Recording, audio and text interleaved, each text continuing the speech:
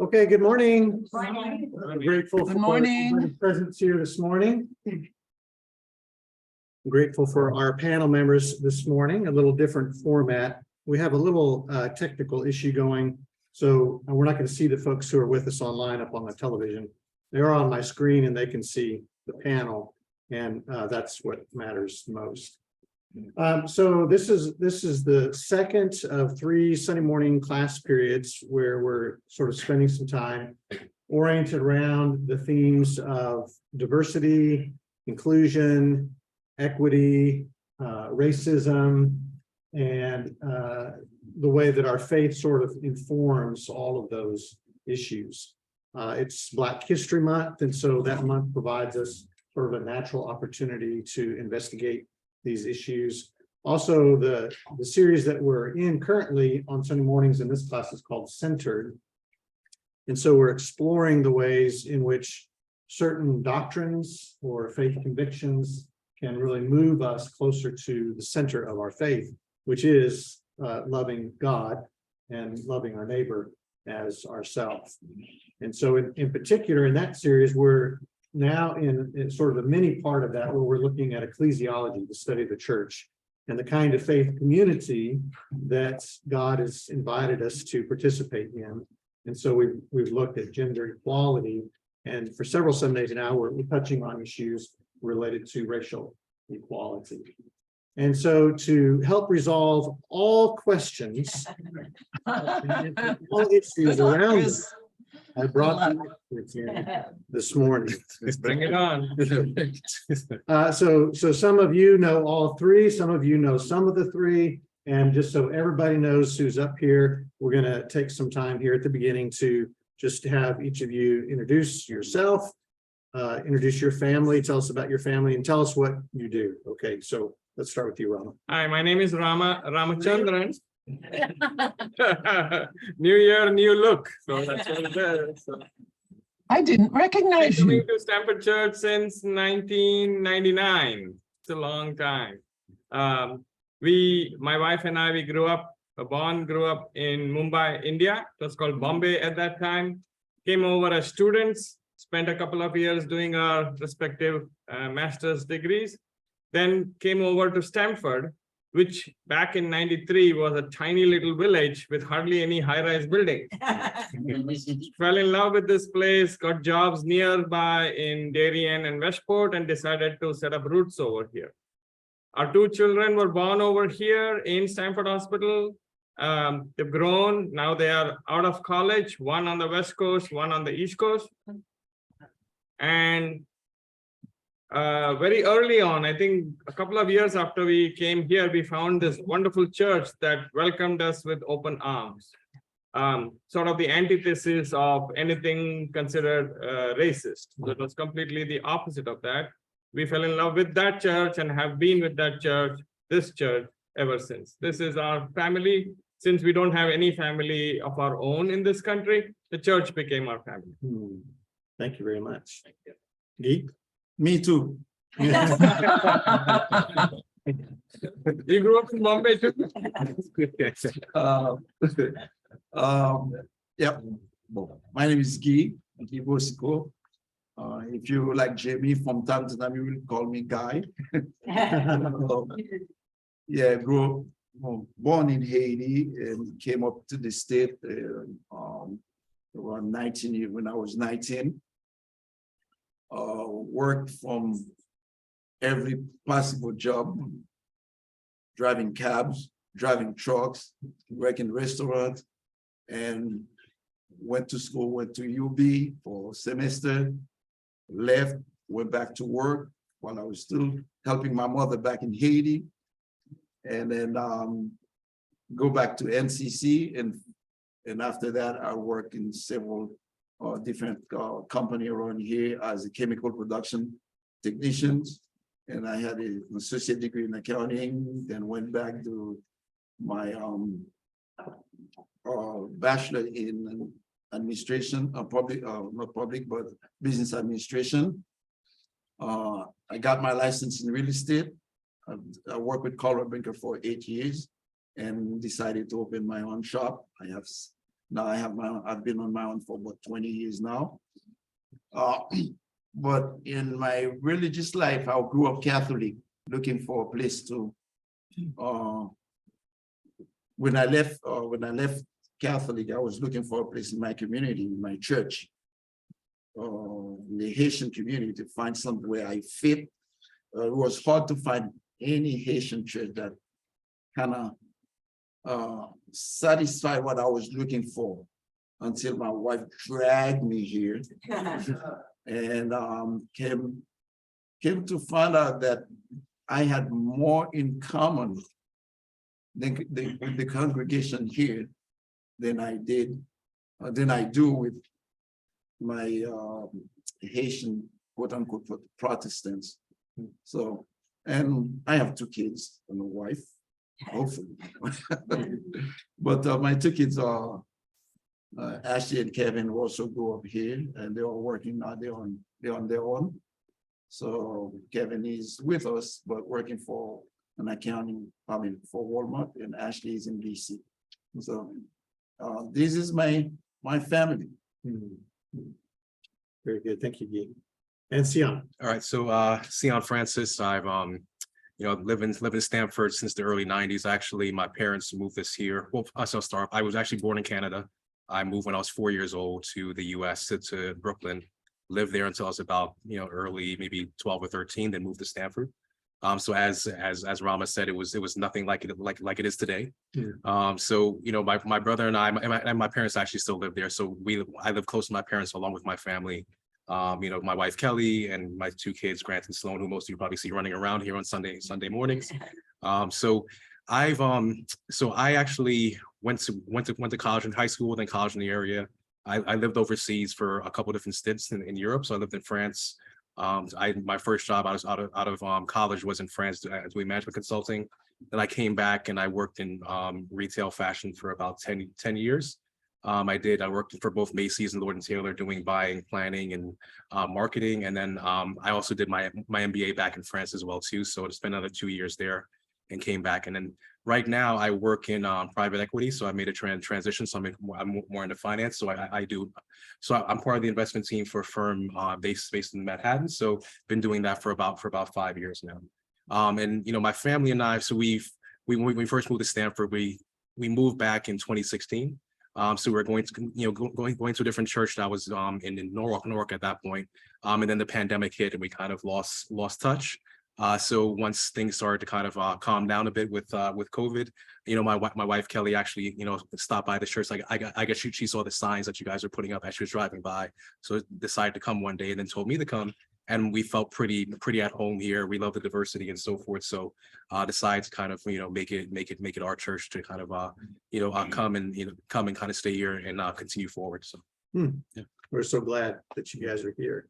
Okay. So we have a Canadian, a Haitian, and an Indian. So truly international. Right? Yeah. 3 of us walk into a bar. It sounds like the beginning of a great joke. There you go. Okay, so as we think about, as you think specifically about issues of racism, discrimination, bias on the one hand, and then on the other hand, inclusion and equity and justice. Could you share just a little bit about how your faith shapes the way that you view those things? So anybody can jump in. Well, I just recently read something that struck with me. It was a heading of like a message, but the heading struck with me. It said, God is colorblind. And I think that's very appropriate in this panel to say that. Jesus, as you know, went out not only amongst his little cadre of followers, but he made it a point to go out and meet people outside that group. He also talked about treating other people, neighbors, as you would have them treat you. Luke chapter 10 talks about the parable of the Good Samaritan, which is a great example for identifying who's your neighbor. And Chris probably knows this better than I do, but Samaritans was considered to be the unclean people, not somebody that you would mingle with. But Jesus showed us through that story that it was a Samaritan who ultimately came and helped the guy who was beaten up, and therefore ended up being the neighbor to him rather than all the other people who were all very religious and he walked by without helping him. So that keeping that solid in your mind when you're dealing with either issues of either racism or discrimination is, I think, that helps me center myself. So the example of Jesus, the teaching of Jesus, really central for you. Exactly. Would either of you add to that or amen that? Yeah, I would second that. For me, it's I try to follow the golden rule. So treat others as you would like to be treated. So you know, I do that both professionally and socially. So no matter you know, anybody's race, kind of, you know, gender, sexuality, etc. I try to kind of you know, befriend folks and kind of see them for who they are and not what I actually see on the actual outside, let's say. Mhm. So treating others the way that you want to be treated Exactly. forms the core for you. Mhm. You, what would you add? It's basically the same story, but growing up, I live among very, very poor people. I mean, we're talking about people who has one pair of pants, probably have no shoes, Hmm. who work for my my aunt's husband. But they used to treat me like their own son, treat me with love. So I have great admiration for these people. So knowing that the poor, so the more I learn about Jesus' love for the poor, the more I learn about how Jesus see the poor, the more I feel connected to the teaching of Jesus. And that's, it's hard to find in a lot of churches the way they approach these subjects. But actually that's what really get me closer to here when I started learning the way to love and how you look at the poor, how you see the poor, how you see yourself in the way you treat other people, as you mentioned, that are not like you. So one of the things I hear you saying is that some of this for you started pretty early in terms of how you were treated or saw others being treated that might ordinarily be excluded or marginalized in some way. Yes. Yeah. Okay, so let's talk about your experience. I mean, one of the purposes of having a panel like this is to provide us an opportunity to hear from your experience as people of color living in the United States. So one question is, has there been a time when you've experienced what to you felt like racism or bias or discrimination because of your race or ethnicity? And if so, how did you respond to that? Well, again, it's hard to live here at some point, not to see, not to experience it. Right. I gave one that I would say it was at the mall in Stanford when we were engaged. We worked, and if anyone knows Woodland is always like all dressed. I mean, she's going to the grocery store, she always tapped up, she always dressed up. And we were at the store before we got married. We walked in, and two salespeople, when there were like several of the couple just like us, and two salespeople started following us all around the store. And Rodney was, didn't really pay attention. I said, you see how they're following us? Look at this other couple. So we had some fun, and Rodney says, okay, you know what? Let's just talk to her and see. And she approaches and said, listen, be assured that we're not stealing anything. And she apologized. Of course, but if I were with you, you would not see it. And that's a lot of times, that's why people say, oh, are you so sensitive? Because you're not seeing it as we experience it, how you were treated sometimes, whether it's in store, whether it's places you go, where some someone, you would be looked at as if, okay, you are up to no good. No, and there were several little stories like that. Even someone would tell me that, would tell me that I would not be qualified to buy a house, a $240,000 house, when I told that our combined income was above 150. We both had good credit. We had $100,000 to put down. She claimed that we would not be qualified. That kind of tricked my attention and said, hold on, wait a minute. Tell me more. And she told me, well, it's complicated. No, and until I pull out my card and say, oh, I'm a real estate broker. It's not that complicated. What you're telling me is not so, but things like that happen. So there you are as a consumer, and in the marketplace, there's some racial profile. Racial profiling going on there. And I mean, this seems to be especially prominent when it comes to housing, right? Actually, we just start this year teaching a course on that subject, and even I've been in the field for 20 years. When you look at, when you look at even from the housing law, the way it's starting, yeah, you can see the impact today. Yeah. So Roland took the direct approach. Yeah, He just turned around and decided to engage the person. I would just let it go. You would have just let it go, Yeah. just walked on. Okay. And so the example there with the questions about, well, you can't really afford this house. I mean, what's the impact of that on you? I mean, how does that make you feel? Maybe because the way I grew up where we were the majority in our society. So things like I just let it go.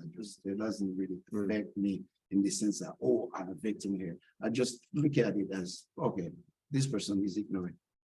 This person's ignorant. Because that's why I don't take it, internalize it. Okay, because, and then one of the reasons, if I may say that, is because I would say for each act of racism that I experienced, I probably experienced 10 acts of generosity, kindness by white folks. So I don't look at the racism as really Holding your back. yeah, holding me back. Yeah. Okay. So in both of those examples, there's sort of an assumption based on your ethnicity. Yeah. An assumption a negative assumption that somebody makes based on your ethnicity. What would either of you add from your own experience in terms of times when you've experienced racism or discrimination? Sure. So I've had several experiences. Like one was similar to his in a store, but the most prominent one was probably not in the US, is when I was overseas. So I was on a business school trip with classmates, and I was walking around in Italy with a colleague of mine, a classmate of mine. And then as we were walking, it's kind of the evening time, and some Italian guy just started coming up to us kind of aggressively and pointing at me and kind of screaming in Italian. So I didn't understand anything he was saying, but I knew it wasn't good. So my friend actually he's Romanian, but he spoke Italian, so he understood it and kind of just like started, going back to him aggressively in Italian. So I didn't understand what was going on, but I knew it wasn't, I knew it had to be something kind of a racial kind of aspect because of the tone and demeanor and so forth. So he told me afterwards, but he kind of stood up for me and kind of shoot him off to get away or whatnot. So that one, it was just kind of the most aggressive one that I've seen. Typically it's somewhat subtle, but that one was pretty much in my face. So at that point, as far as the impact on me, I was good friends with my classmate, but we formed a much stronger bond after that. So he's actually one of my good friends now. Like today, he was a groomsman at my wedding and so forth. So it's something that kind of like maybe looked at him like a little bit differently. Like he's somebody that would help out and stand up for me. So Yeah. Which so that raises a really important issue there about the importance of being an ally, and when yours is the voice that's going to be heard, of saying something, stepping into that gap, because clearly the guy wasn't going to listen to you even if you knew Italian. what was going on? But Rama. In my case, I don't really have the same experiences that they both have, because I'm not in the Black American category. But we did have experiences facing racism, especially in the years past. Things have gotten much better now. America was more racist before. It is hopefully getting less now. But that's not just America. Every country is inherently racist. India is extremely racist. We visited Israel, and Israel was extremely racist. So we see this human beings being racist to each other. Back in the early 90s, when we were shopping for our first house, similar experience to what Guy has, the real estate agent that was taking us around told us that don't look for anything in Darien because they will not let you buy a house there. Is that He right? openly came out and said that. Hmm. Early 90s, maybe that was the case. So that was an example of real estate-based racism that we saw. Actually, I don't know if they still do that now. Hopefully, actually, it was a violation of the real estate code of ethics Yeah, to sell a black person, a non-white person, and it's written, it's there is that in a right? white neighborhood. Oh, It wow. was a violation of the real estate of the code of ethics. We have courses that shows that bring all the old past. We have deeds. I sold the house. I'm sorry, I told you. No, it's I okay. sold the house where the deed specifically said not to be sold to any non-white. Is that right? Yeah, And when was that? that was Time like, period? let's see, about 2002.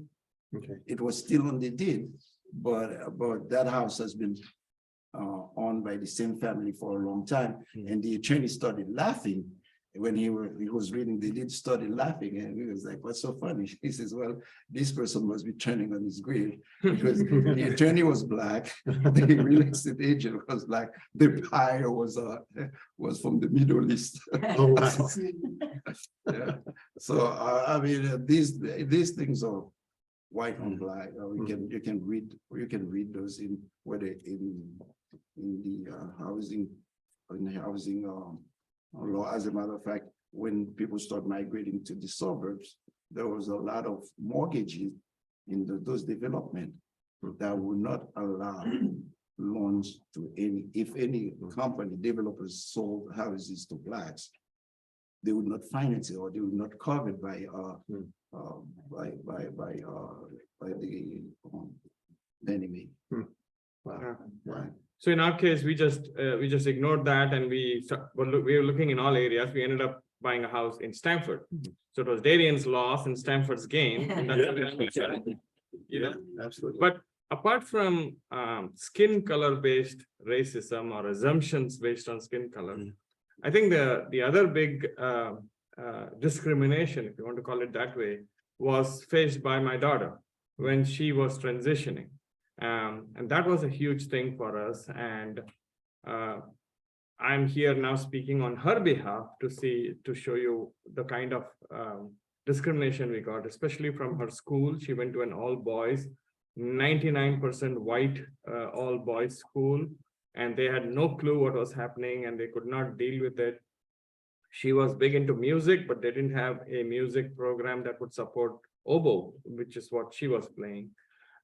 So from there and from the parents that we knew who cut off all ties with us once Alexa became Alexa, that's the kind of discrimination that we in the recent years have seen. Yeah, yeah. And I'm waiting for your next question that you're going to ask, which is the opposite of that. Okay, yeah. Let me just stay there. So that example really brings out one of the things that authors talk about is something called intersectionality, where you have issues of race, ethnicity, gender that sort of come together and create multiple levels of either bias or discrimination. And so not only is Alexa Indian in heritage, but what she faced was discrimination around issues of gender. Correct. Yeah.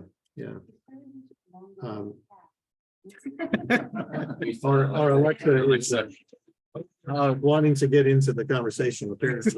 I'm talking of a different Alexa. Yes, yes, Okay. okay.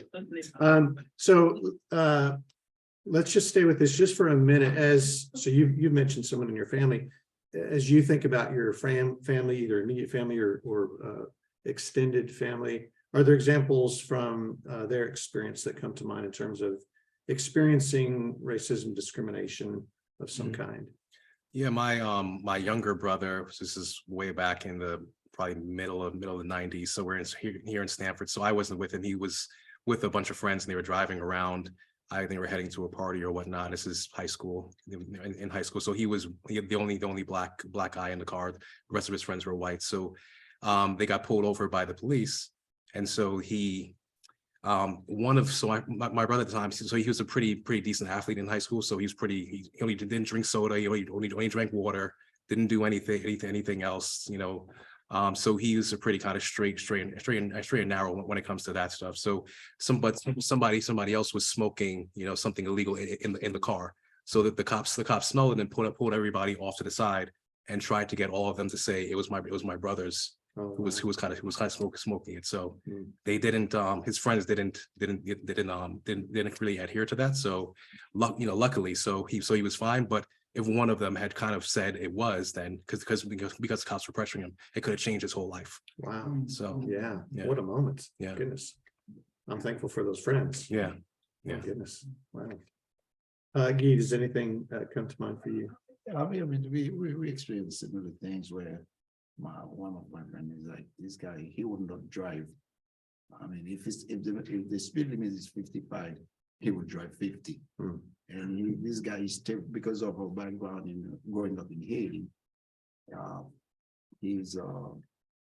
mean, if it's a security guard, anyone with uniform, get him shaken. So he got pulled over several times with bogus that he was speeding, or one time this police officer followed him or for a good while, saying because that's the other part, because he was driving slow and he looked suspicious. Yeah. So it's and then we were actually, where my kids went to school. I mean, we were in the wrong there, but it was just the way it was approached, because a bunch of us were learning how to drive. Well, we went to school parking lot, circling around, and that was way back in the days. But I guess looking back, we did look suspicious, but the way the cop, the first police officer approached it was I could have gotten shot. Oh, wow. Because I was standing outside while we were driving around, circling. Someone called, hey, there are 4 black guys circling the school in the car. And then, so my friend was learning how to parallel park. So I got off the car and he was parking the car was crooked. And as we were telling him, the car is crooked, and this police officer walked in. And before I know, I was like, what's wrong? And he was all shaking with his gun. So finally, my brother-in-law says, let's not talk, let's be calm. And the next police officer came, send this guy off because he's sure could have caused escalate. And he flat out says, guys, listen, here's the deal. I'm not gonna lie to you. 4 black guys driving around the school in a circle in a white neighborhood, you do look suspicious. So go to the park. He says, I'm not saying that to offend you. He says, but no, and this is private property. You shouldn't be here anyway. So, I mean, he was straightforward with us. So it was like, I'll do yourself a favor. Go learn how to drive in the park. Yeah. Yeah, so he was able to de-escalate. that. They de-escalated, and this is what you hear about police officers. Same circumstances, but 2 different approach. If this second guy didn't come in, someone could have gotten shot. Okay, thank you. Rama, you had an example that you want to talk about on the other side, the positive side, right? That's true. And I would bring this church forward as our greatest example in terms of combating that discrimination or resistance. In Alexa's case, when she had come out to us as a family, we had reached out to Dale and the elders, and the outpouring of acceptance, the outpouring of love that we got from Stamford Church has been our greatest foundation, our pillar on which we could stand and be brave enough to then tell the whole world about it. And then knowing that with our church behind us, we would be able to face everybody. And I think it's a basis of that we got acceptance from other people, all our friends, all our family. Other than a couple, we have everybody supporting Alexa in her journey. Stamford Church even had a special prayer meeting when Alexa came out, and all the elders came, and we all prayed around Alexa for her future and for her journey forward. And I think that was a huge, huge emotional and psychological support for not only Bina and me, but also big one for Alexa. Mhm. Yeah. So that was a huge win for us. And then you guys have gone on then to have a really positive impact on other families who are sort of walking that same path. That's true. So other people who are facing that have also come out and asked us questions. I think we participated with Chris in another panel online where there was a Q&A session open to other families that were going through the same journey that we had gone through, and they were kind of lost. They didn't know how to deal with it. We are fortunate that we are in the Northeast, which is much more liberal and much more open. Imagine if we were in a Midwestern town and had to go through this. And some of these parents were in such places where even the mention that they had a child who was non-straight would cause them a lot of grief, especially in their community, in their churches also. And so they were all full of questions. How do you deal with this? How do you deal with that?